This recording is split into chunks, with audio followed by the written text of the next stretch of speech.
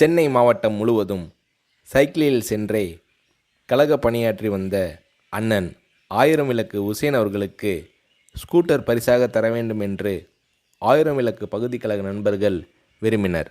அந்த பகுதியின் பிரதிநிதியும் மாவட்ட பிரதிநிதியுமான தளபதி மு.க.ஸ்டாலின் அவர்களும் விரும்பினார். எனவே இந்த நிதிக்குழுவிற்கு தளபதியை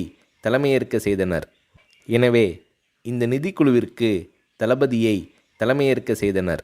அந்த சமயத்தில் பெரியார் திடலில் ஒரு செயற்குழு நடைபெற்றது.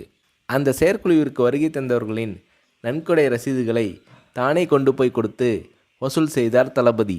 இப்படி பல்வேறு கழக நண்பர்களிடம் வசூல் செய்து ஆயிரம் விளக்கு பகுதி கழகத்தின் சார்பில் தலைவர் கலைஞர் அவர்களிடம் நிதி வழங்கப்பட்டது.